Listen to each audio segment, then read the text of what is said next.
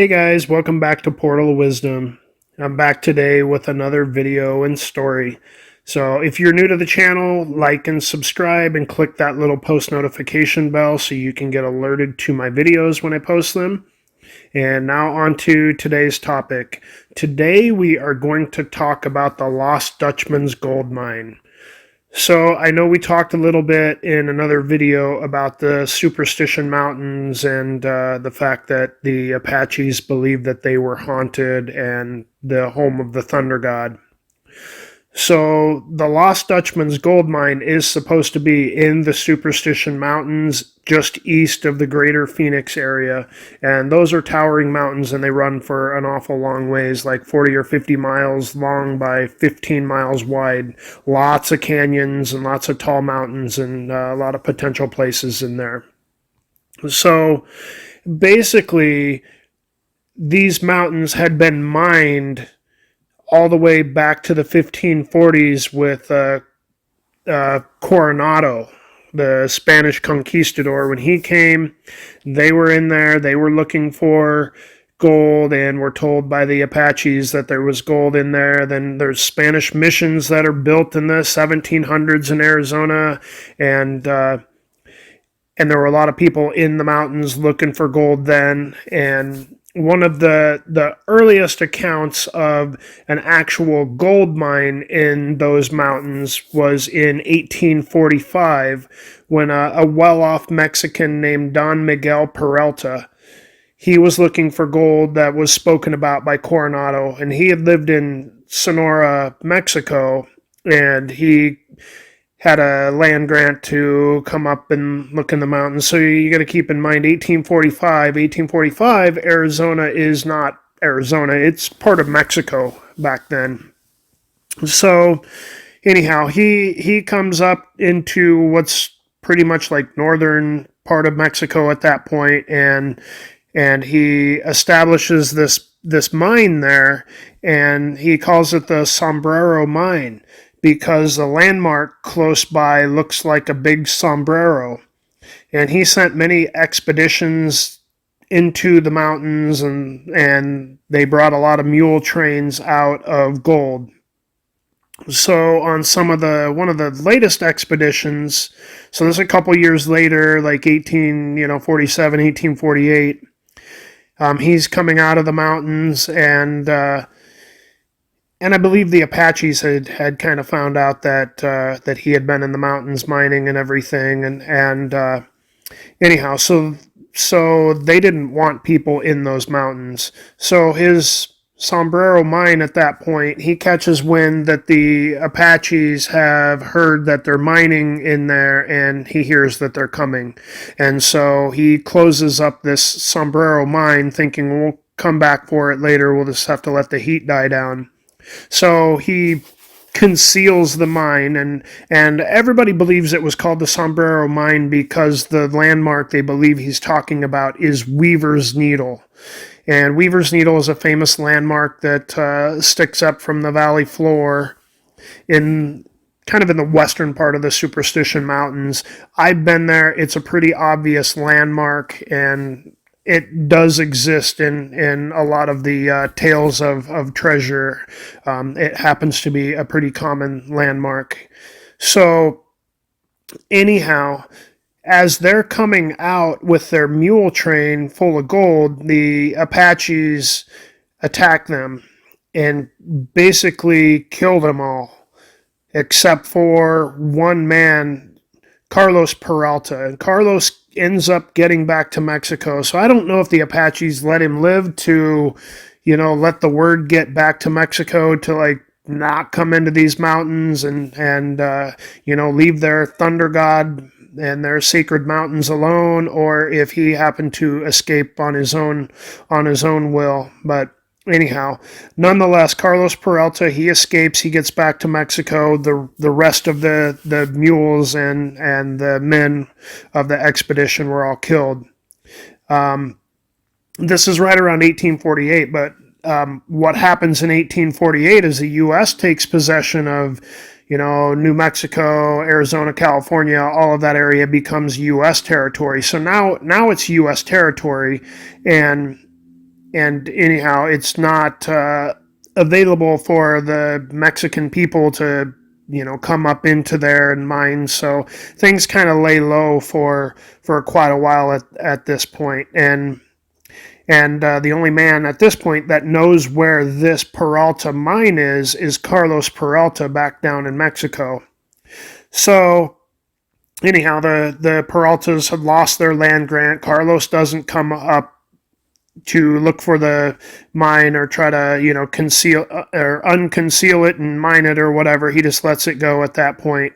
So then the next chapter comes to Jacob Waltz, the Dutchman. So he came from Germany in the 1840s. He hit the Carolina gold fields, and when he got there, the gold was gone. And then 1849, the gold rush started in California. He came out to California, and he worked in the gold fields there. And then in 1861, he applied for naturalization in Los Angeles, and he was accepted. So now he could file claims in his own name. So soon after, he joined a group of prospectors heading to the Bradshaw Mountains in Arizona Territory, which is just a little ways north of the greater Phoenix area today. In 1866, the town of Phoenix had been established by a man named Jack Swilling, and Jack had taken it on himself to reopen some of the canals of the centuries-old Hohokam people that they had used to farm that area. And people thought it was kind of a bad idea. It wasn't going to work, but actually he proved them wrong, and it provided much needed water to the small town and farmland and everything. And so Phoenix started to prosper. And this is where Jacob Waltz moved and lived in the around the late 1860s into the 1870s. He farmed and raised chickens and hogs. And there's other people that say Jacob Waltz, the Dutchman, also worked at the Vulture Gold Mine, which was kind of northwest of Phoenix. It's a very big gold mine at the time, and there are people that say he was an assayer, which is a person that determines how much gold is in the rock. I can't find any proof that anyone really has that he was there. And in all the censuses from back in those days, Jacob Waltz shows up in Phoenix as a farmer. So I don't know. Some people think that he stole gold from the Vulture mine. I can't find any proof he actually worked there. So that part I don't know about. It appears in the 1870s he lived in the Phoenix area, and he farmed and raised some livestock, and then and he got to the point that he started to prospect, and he went to the east to the Superstition Mountains, and he prospected there. And anyhow, it's said that sometime around this time, him, Jacob Waltz, and a friend, Jacob Weiser, they met Carlos Peralta. So he must have come back up from Mexico at that point. We're talking many years after the Peralta massacre.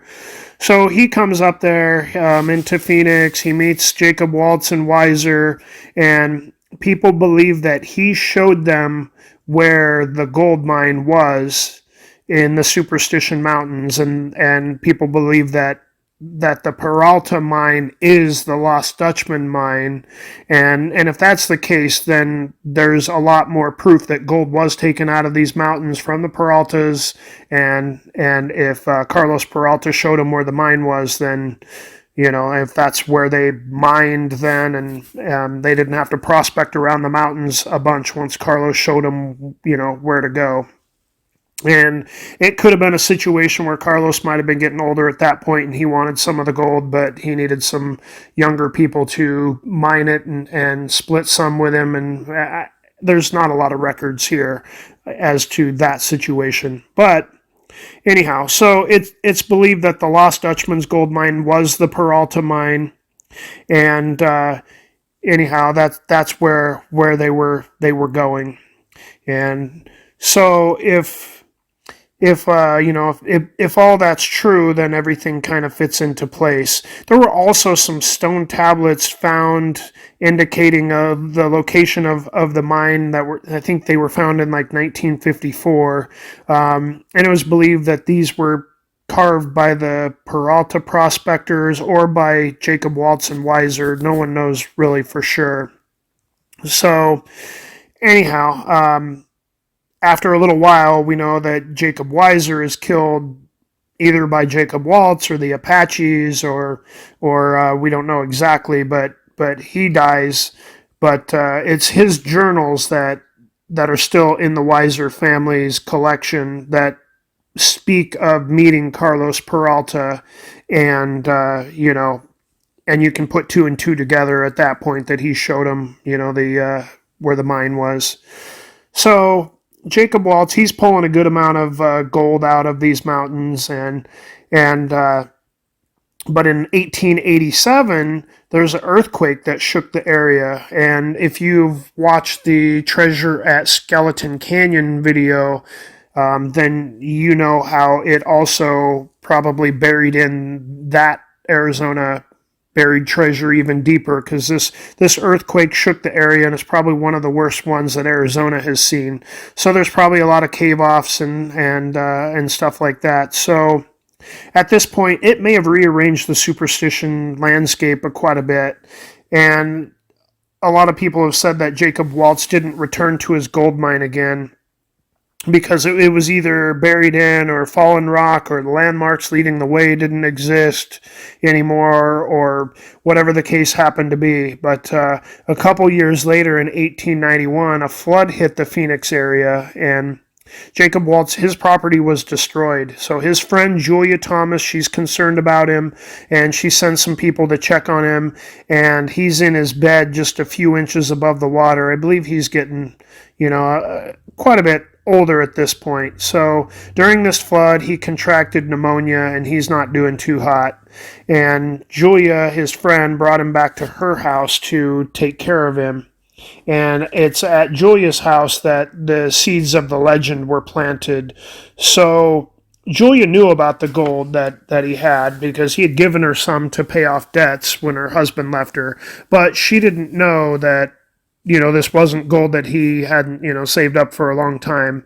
So she had refused the gold that he offered her at first, and then he assured her that there's plenty more where this came from. And then with him being really sick, she started to ask him some more questions about the location of his mine. And but by October 21st of 1891, Jacob Waltz died. So some of the details of Julia's stories don't seem to quite match up, but anyhow, she did close up her little ice cream parlor and headed into the Superstitions to seek that gold mine herself, and she never found it. So I don't believe she would have done this if she didn't believe that there really was a gold mine in the mountains, and if he told her about it on his deathbed and gave her some details. And I don't know if she tried to make a map or if he made a map. I don't know.